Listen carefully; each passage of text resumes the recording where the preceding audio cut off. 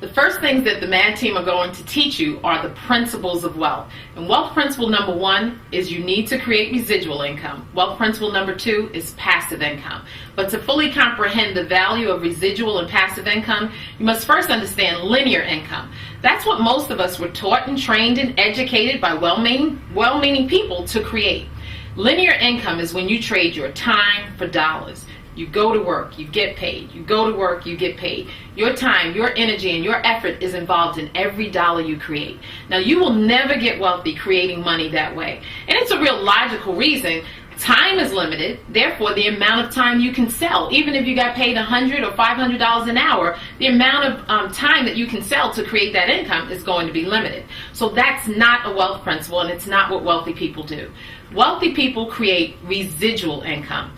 They learn how to do something one time, but that one-time activity creates continuous income. Literally getting paid for that one-time effort month after month, year after year.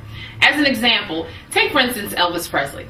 He's been dead for over 30 years, yet and still last year, Forbes magazine said that Elvis Presley made over $40 million. Now obviously it's not his current activity that's generating income, it's what he once did that created that income.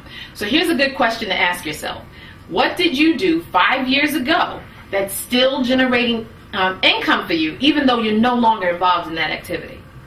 Now here's a more important question. What are you doing today that's going to pay you 5 years from now? That's the power of residual income, and we need to put vehicles in place that's going to pay us despite what we do. The second thing is passive income.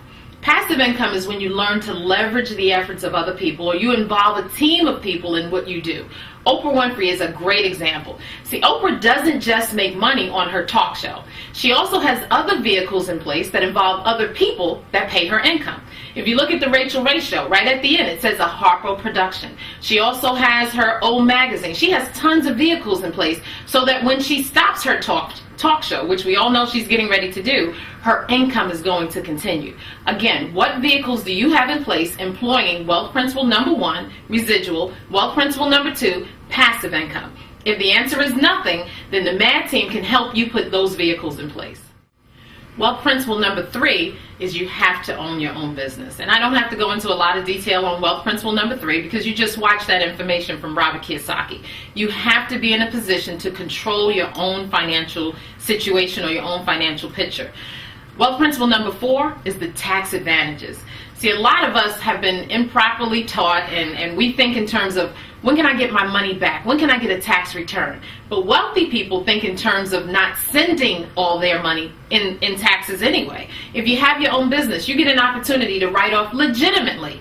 These are not loopholes. This is legal. You get a chance to write off mileage, your car note, percentages of your mortgage, your rent, credit card debt, and the list goes on and on. You can seek your financial accountant's advice, but anyone will tell you that you have to find a way to take advantage of the tax deductions that are allowed to individuals that own their own business. Wealth principle number 5, you have to learn to get paid throughout the entire global economy. If the only place you make money is where you live geographically, again, you're never going to create wealth. You have to learn how to get paid in every country, every different currency that's being paid. You have to find a way to get a percentage of it. So the vehicle that we're going to share with you guys allows you to employ all of those principles so that you can create true wealth and break the curse of generational poverty that perhaps exists for you and your family.